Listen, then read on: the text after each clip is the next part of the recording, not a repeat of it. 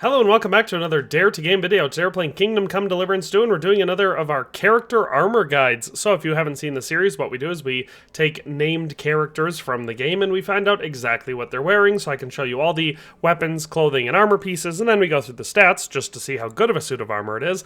And then of course I always show where or how to get it as long as I can. Usually that's pretty easy in these guides because all you have to do is find this character and take their clothing. So I'm going to be showing you Gules today, which hopefully you knew already from the title and thumbnail for this video.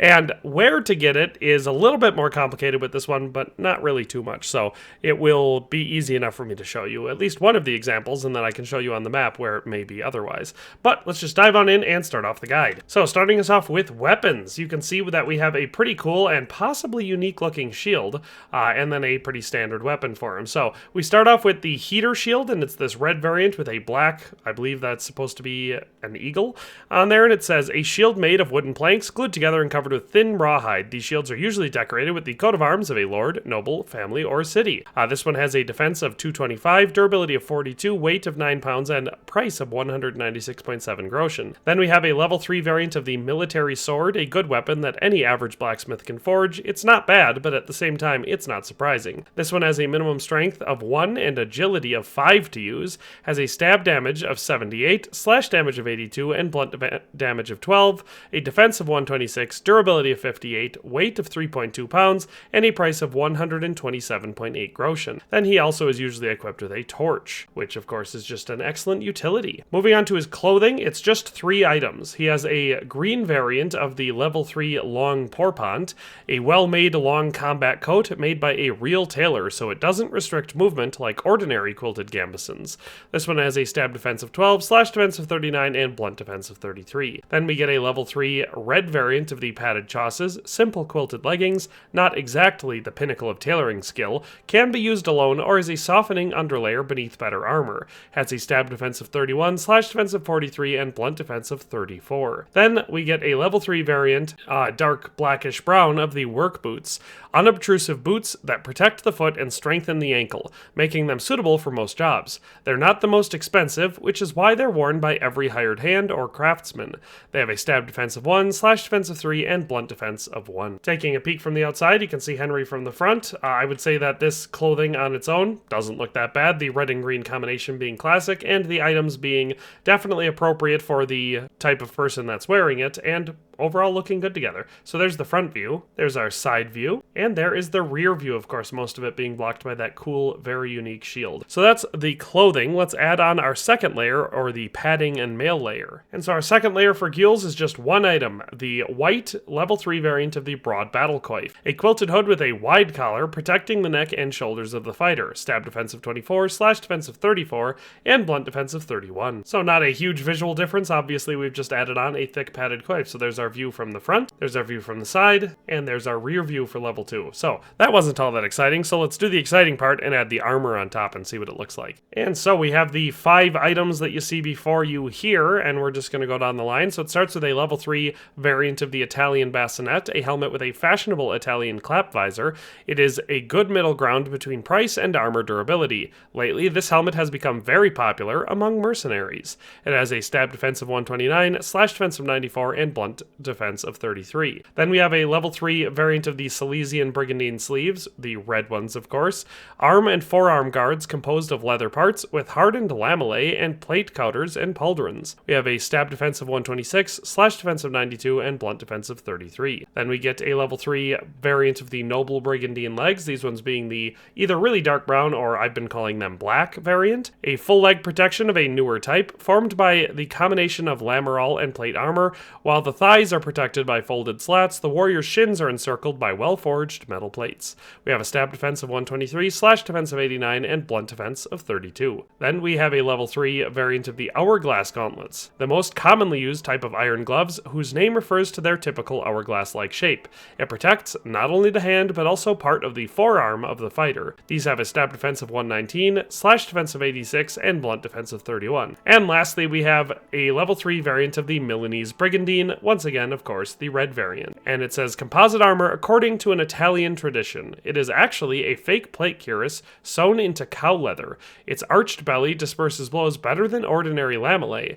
The armor is also fitted with a wide skirt at the bottom so that it covers the knight's groin. This has a stab defense of 113, slash defense of 82, and blunt defense of 30. So taking a peek at the outside, we get a good look at, of course, an iconic suit of armor that a lot of people wear as Henry, considering in the first section of the map, this is one of, if not the best suits of armor you can get, at least up until you've completed the Wedding Crashers quest, and then, you know, you get access to some other suits that are comparable. But up till that point, this is the best one you can get your hands on, and so I know I wore it for a while. So that's our front view, there's our view from the side, and there is our rear view. So overall, this is a fairly solid suit of armor. It's not missing much. We don't have a collar, and we don't have a chainmail hauberk, but other than that, it is pretty much a full suit of armor, so definitely very good looking, and, you know, stats are going to be pretty solid. So let's get to those stats. So starting us off with a total weight for this suit of armor, it is only 68.3 pounds, which, as I just pointed out, we're missing a hauberk and a collar, so that is about right for a full suit of Brigandine armor.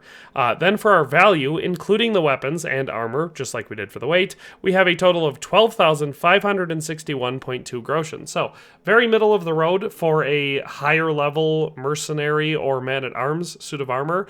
You could do a lot higher than this, obviously, but that is pretty consistent. I find the 10 to 15k range for, you know, like I said, a high-level man-at-arms or a high-level mercenary commander is pretty appropriate. So that's our total value. Moving down to armor value, just going down the line, our average for the head is 137, our average for the body is 124.7, average for the arms is 184.3, and our average for the legs is 140.7, giving us an overall average armor rating, or AAR, of 146.7. So not terrible at all. Obviously, if we had a chainmail hauberk and a collar on, it would be right up at that, or somewhere right around the 160 to 180 mark, which is what I consider to be a pretty solid suit of Brigandine armor. As it is, pretty dang solid, definitely works very well, and like I said, some of the best items you can get in the first region of the map. As far as some other stats, our conspicuousness is decently low because this isn't that flashy of a suit of armor, not that much shines. Obviously makes plenty of noise, and the visibility is quite high though. And our charisma, not having any spurs or jewelry on, is at 19. So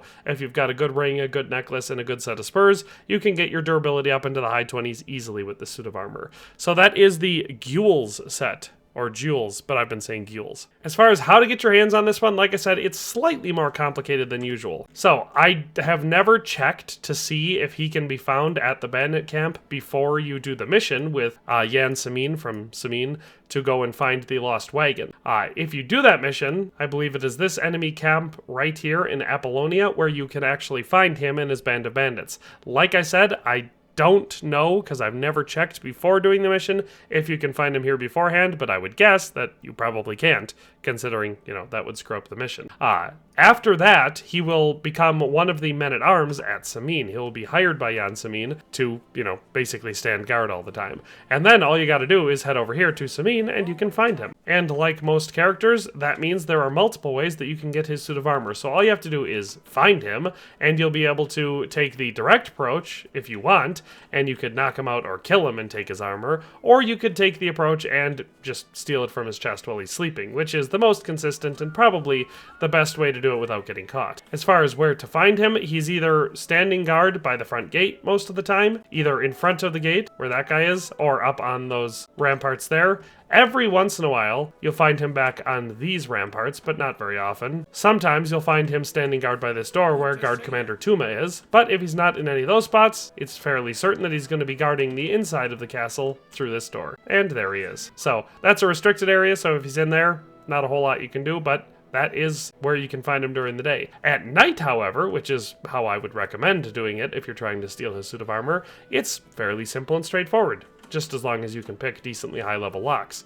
So I'll show you that once we get to night. So now that it's nighttime, I'll show you where to go. You go in through the front gate, then once we're in through the front gate, we're going to be going past the door into the inner courtyard, and we're going to be turning left by this, you know, big tree up here, and going up these stairs. Remember, it's a restricted area, so we're gonna have to sneak. So we're sneaking up the stairs, and once we get to the top, you can find him sleeping inside this room, usually down here, so there he is. And now, where to get his armor is a little bit more complicated than just one chest. Obviously, his pants are gonna be on him, so if you want those, you're gonna have to knock him out and take them from him. Otherwise, you can just get them somewhere else. They're a fairly common set of pants.